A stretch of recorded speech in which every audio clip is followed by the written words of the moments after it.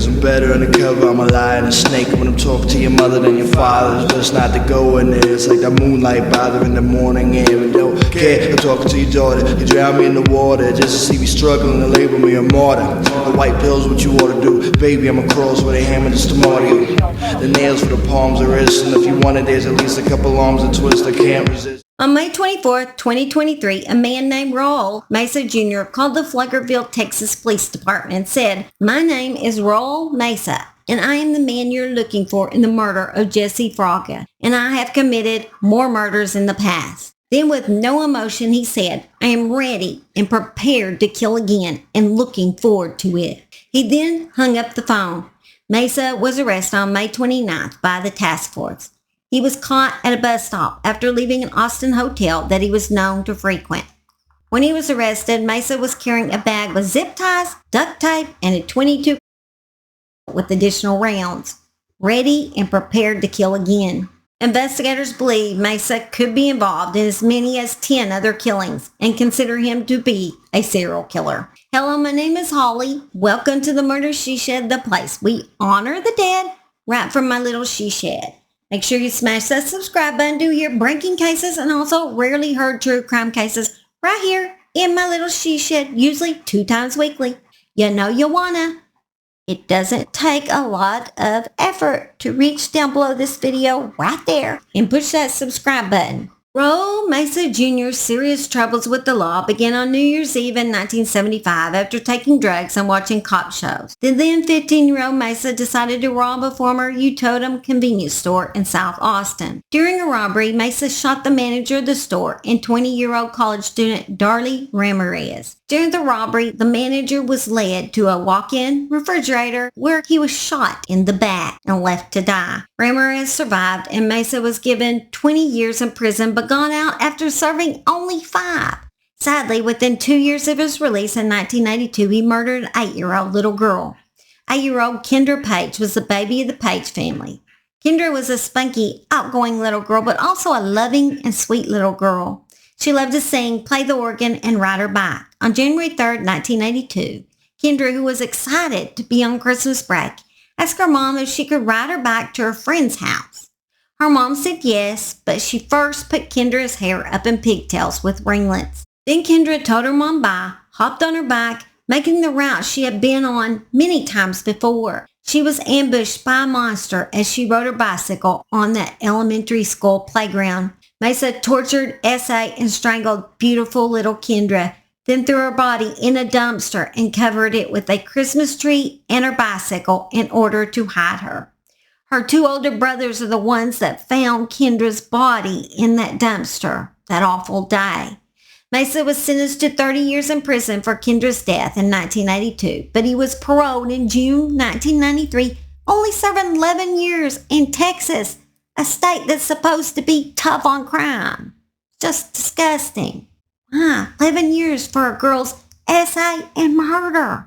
One reason is instead of going to trial, Meza was giving a plea deal as they felt there was not enough evidence on him. He was released on mandatory supervision in 1993 because of time served and good behavior. After being released on parole in the girls' killings, residents of Texas cities, large and small, protested when he moved there. Everywhere he went, there were protests. It was clear that no one wanted Meza for a neighbor when he returned to Austin to live in his mother's home. To calm the fears of the community, Meza took the unusual step of calling a news conference to say that he had changed while in prison.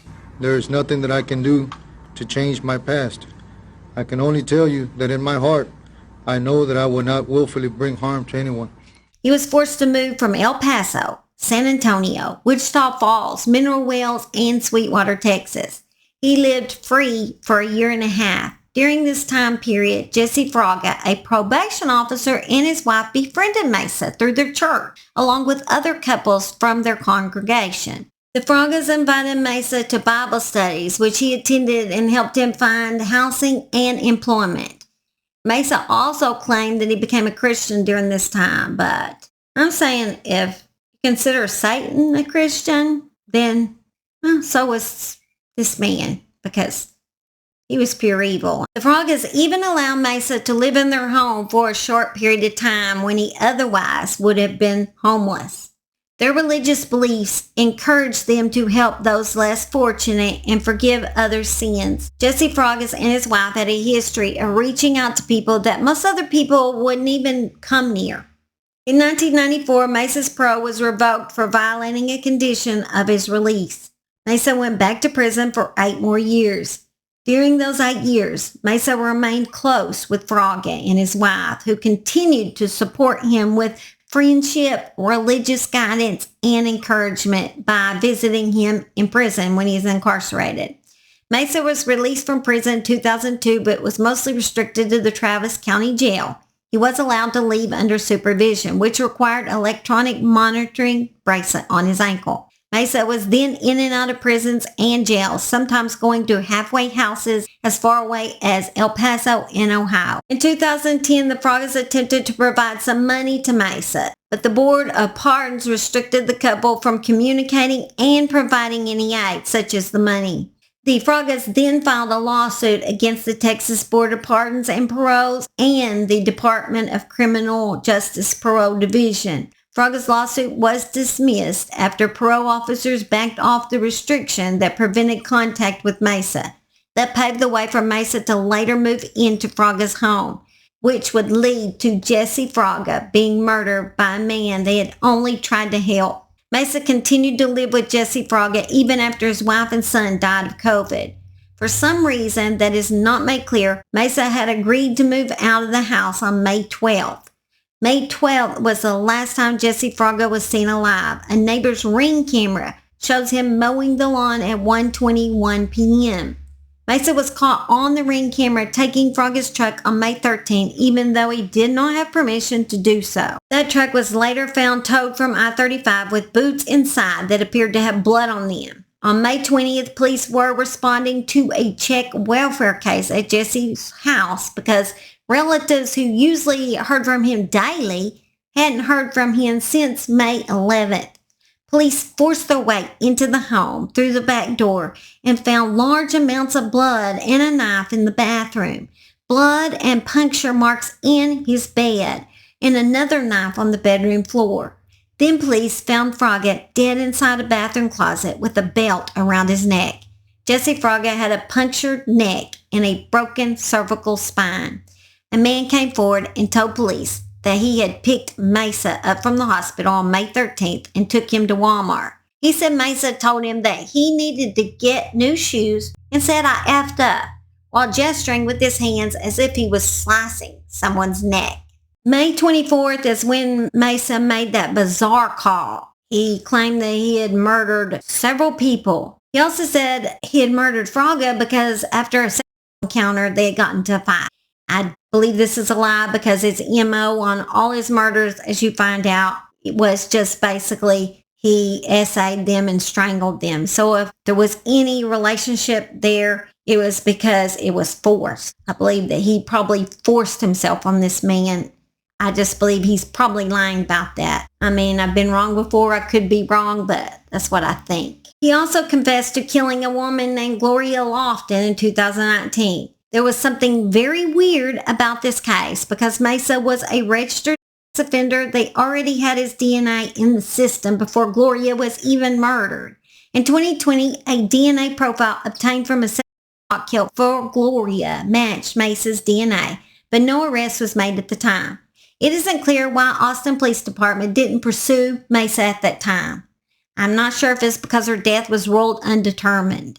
Even Gloria's autopsy results were bizarre. In 2019, Gloria was found dead in her East Austin home, partially unclothed and with a strangulation mark across her neck.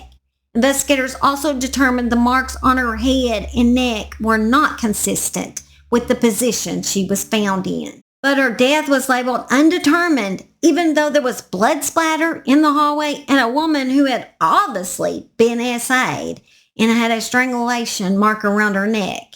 This case makes you want to say, and here's your sign, like you had DNA. Why didn't you arrest the man? Lofton's daughters even said they had a video of a used bag for evidence that was left behind by officers. The family was not told Mesa's DNA had been matched to the DNA found inside of Gloria back in 2020. If they had arrested this man when his DNA was found on Gloria, Jesse Fraga would still be alive. When Gloria was murdered, Meza had lived at a halfway house next door to Gloria on Sarah Drive.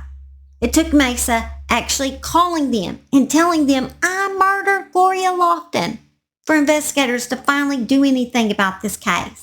Gloria should still be alive too, because he should never have gotten out of prison for 8-year-old Kendra's murder to begin with. It seems there was one failure after another relating to this case. Meza said he believed the case was not investigated as a homicide and was misidentified by police. He claimed he was promised 25% of the money Gloria's nephew inherited. So did the nephew supposedly hire him to kill Gloria?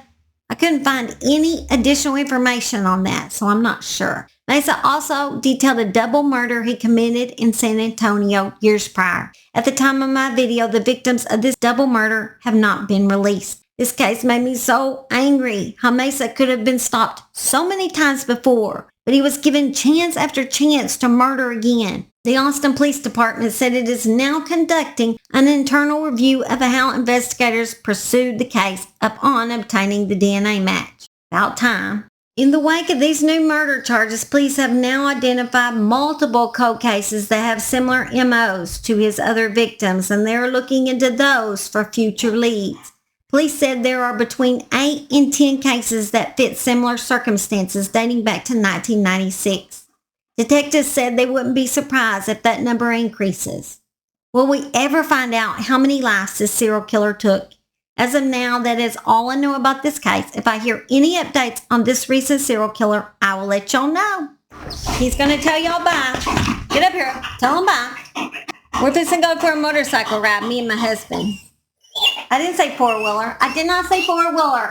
I did not say I was going for a four-wheeler ride. You're getting your vehicles mixed up. I said motorcycle. You don't go on those. You don't go on those, baby boy. Hair going everywhere. Okay. Ow! Ow! Ow! 1 minute. Don't forget to watch your bloopers. Oh, God. My strange brother can speak backwards. Like if you said pig, gip, but he can speak it fast, like I'm speaking to you right now, but he speaks everything backwards. Yeah, we're a strange breed. That's pretty genius that he could do that. I've always been impressed that he could do that. I don't know why, but he can. Bless my little heart. Let's make things up as I go along. Come to the murder she shed, the place where I can fill your head with dread, and you will go crying to your mama and say she said. Visit the she shed. I don't know. I was telling the story is one time my son, when he was still little and in diapers, he was so tiny. And we actually had neighbors back then. We lived in a small town. He went in the backyard and I didn't know what he's doing. And there was a small little puppy in our backyard. It got through the hole in the fence. It wasn't our puppy, of course.